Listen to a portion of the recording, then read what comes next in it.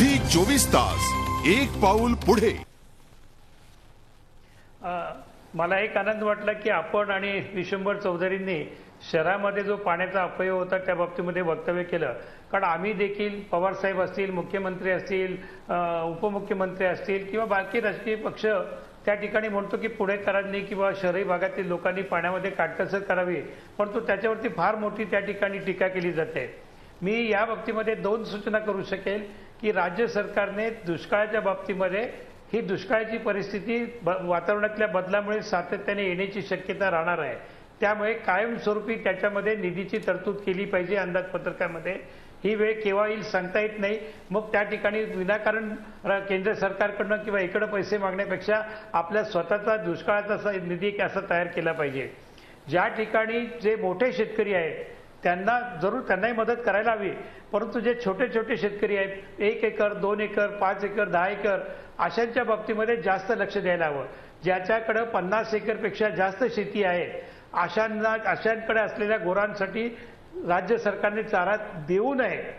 मला बरोबर आहे। अतिशय महत्त्वाची सूचना अंकुशजी तुम्ही केली आहे की ज्यांच्याकडे 50 एकरपेक्षा जास्त जमिनी आहेत त्यांच्या गुरांसाठी चारा देऊ नये। दिवाकर रावते यांच्याकडे, दिवाकरजी काय 3 सूचना कराल? महाराष्ट्रासमोर आता पिण्याचं प्रचंड मोठं पाण्याचं संकट निर्माण झालं, आपल्याकडे वेळ थोडा आहे, 3 सूचना। सर्वात जास्त पाण्याच्या बाबतीमध्ये ताणलेला आहे तो धाराशिव म्हणजे उस्मानाबाद आणि उजनीच्या धरणामध्ये अलमट्टीचं पाणी येणं हे अपरिहार्य आहे। त्यांनी मागितल्याबरोबर 1 दिवसाची वाट न पाहता आपल्या राज्य सरकारने कर्नाटकाला 2 TMC पाणी दिलं होतं। आज कर्नाटकाच्या अलमट्टी धरणामध्ये भरपूर पाणी आहे आणि आमचे मंत्री सांगतात की आमचा मंत्री जाणार आहे, चर्चा करणार आहे, आता दांडुका घालून ते पाणी घेऊन या, आपण दिलं तसं ते आणलं पाहिजे। अलमट्टी धरणाचं पाणी दुसरा मुद्दा सांगतो। नंतर बीड मधला धाराशिव आणि धाराशिव या भागातला दुष्काळ आहे आणि म्हणून मी पाणी सोडलं तर राजीनामा होईल असं म्हणणारे आमच्या राधाकृष्ण विखे पाटील, आपण महाराष्ट्राचे मंत्री आहात आणि आमचे बाळासाहेब सुद्धा म्हणते तिथून सुद्धा पाणी आमच्या त्या शेजारी असलेल्या जिल्ह्याला दिलं, बागा जगवा लोक पिण्याकरता देऊ शकतात। आणि जालन्यापासून जी परिस्थिती निर्माण झाली आहे तर आमचं जे 15 TMC 21 TMC नाही तर 15 TMC पाणी जरी आज जायकवाडीमध्ये सोडलं त्यातलं 5 TMC पाणी जरी उजव्या कालव्यातनं माझगावमध्ये गेलं तर बीड जिल्ह्यामध्ये आज पाणी आम्ही देऊ शकतो। ते 5 TMC सोडलं तर 4 TMC तिथे पोहोचेल, कारण तिथे कालवा आहे, कॅनॉल आहे आणि तिकडे धाराशिवच्या दुष्काळाकरता बीडच्या दुष्काळाकरता व्यवस्था होऊ शकते। फक्त जालन्याची पिण्याची पाईपलाईनचे काम तातडीने जर केलं तर जालन्याला थांबू शकते। मला एक गोष्ट इथे मुद्दाम निदर्शनास आणायची आहे, मी अधिकृतरित्या सांगतो की पशुधनाचा जो विषय आहे तो महाराष्ट्रामध्ये सर्वात जास्त पशुधन मराठवाड्यात आहे, त्याच्या खालोखाल विदर्भात आहे, त्यानंतर 60% यांत्रिकीकरण झालेल्या पश्चिम महाराष्ट्रात आहे। दुर्दैवाने सर्वात जास्त पशुधन असलेल्या मराठवाड्यामध्ये छावण्यांचे जे दुष्काळ निर्माण केलेला आहे तो पहिला आणि शेतकरी जगवा आणि त्यातही शेतकऱ्याला दिलासा देण्याकरता आता ते जे काय कर्ज आहे ते कर्ज स्थगिती नको आहे, कर्ज माफी करा ही आमच्या आग्रहाची। अलमट्टी धरणातलं पाणी मिळालं पाहिजे अशा प्रकारची भूमिका मांडली, परंतु अलमट्टी धरणातलं पाणी हे महाराष्ट्राचंच गेलं होतं हा विषय आणि वाद मी आता काढत नाही। आपण जातोय रत्नाकर महाजन, वेळ थोडा आहे, 3 सूचना काय कराल तुम्ही? पुढचे 5 महिने महाराष्ट्राने कसे काढावेत? ताबडतोबीच्या उपाययोजनांच्या संदर्भामध्ये जर विचार करायचा तर मुळामध्ये जिथून पाणी आणायचं तिथं सुद्धा पाणी किती उपलब्ध आहे हा पहिला प्रश्न आहे, पण जिथं कुठं पाणी असेल तिथून पाणी आणून मग त्याच्यासाठी किती खर्च येईल, किती अंतर आहे याचा फारसा विचार न करता जिथं पाण्याची आवश्यकता आहे तिथं पाणी पहिल्यांदा उपलब्ध करून दिलं पाहिजे।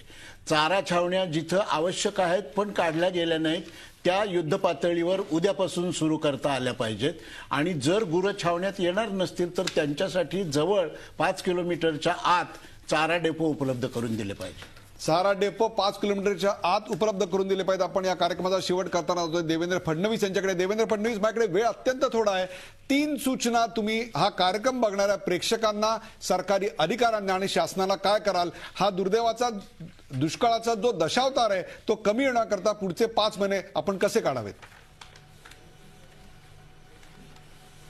मला असं वाटतं की परिस्थिती आणीबाणीची आहे असं घोषित करावं आणि आपले जे रिसोर्सेस अवेलेबल आहेत त्यांचा योग्य उपयोग होईल अशी व्यवस्था तयार करावी, त्याचं मॉनिटरिंग करावं आणि या परिस्थितीमध्ये जो कोणी भ्रष्टाचार करेल त्याला दरोडेखोरीच्या आरोपाखाली आपण जेलमध्ये टाकावं, इतकी कडक भूमिका शासनाने घेतली तर आहे ते रिसोर्सेस ऍटलिस्ट आपण लोकांपर्यंत पोहोचवू शकू.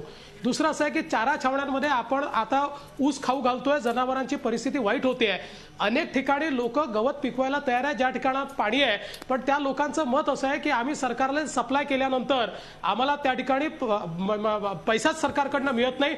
4-4, 6-6 महिने मागच्या काळात आम्ही दिल्यानंतर सरकारने पैसा दिला नाही, त्यामुळे आमची ती इच्छा नाही आहे. तर हे देखील कुठेतरी ज्या ठिकाणी आपल्याजवळ उपलब्ध असेल त्या ठिकाणी चारा तयार करून कसा नीट चारा या ठिकाणी आणता येईल याचा देखील प्रयत्न केला पाहिजे. आणि तिसरी महत्वाची माझी सूचना अशी आहे की आता ज्याचा उल्लेख झाला, राधाकृष्ण विखे पाटलांनी पाणी अडवलं, इकडे पाणी द्या तिकडे पाणी द्या, हे का देता येत नाहीये? कारण आपल्याला आपल्या कायद्याप्रमाणे काही नियम तयार करायचे होते. ते नियम आपण तयार केलेले नाहीत. ते जर नियम आपल्या कायद्यातले तयार केले असते तर कोणालाही हे पाणी अडवता आलं नसतं. प्रत्येकाच्या हक्काचं पाणी अशा आणीबाणीच्या परिस्थितीत कसं सोडायचं कायद्यात तरतूद आहे, पण नियम न झाल्यामुळे हे पाणी सोडता येत नाही. त्यात राजकारण होतं, त्यात दबाव येतो आणि प्रत्येक नेता ते अडवून ठेवतो. हे नियम तातडीने, आणि या संदर्भातली सगळी तयारी, सगळे अहवाल सरकारकडे आहेत, हे नियम आपण तातडीने केले पाहिजे. आणि शेवटची गोष्ट अशी की आता दुष्काळाच्या संदर्भात नव्याने मांडणी करण्याची आवश्यकता आहे. खोरेनिहाय व्यवस्थापन असेल, आपलं पावसाचं पाणी असेल, या सगळ्या गोष्टींचा प्रत्येक जिल्ह्याची आणि विभागाची अवस्था याकरता एक मास्टर प्लॅन जर आपण तयार केला तरच भविष्य काळामध्ये आपण काहीतरी करू शकू. अन्यथा जर थिन स्प्रेडिंग ऑफ रिसोर्सेस कोणाला तरी वाटतंय. झी 24 तास, एक पाऊल पुढे.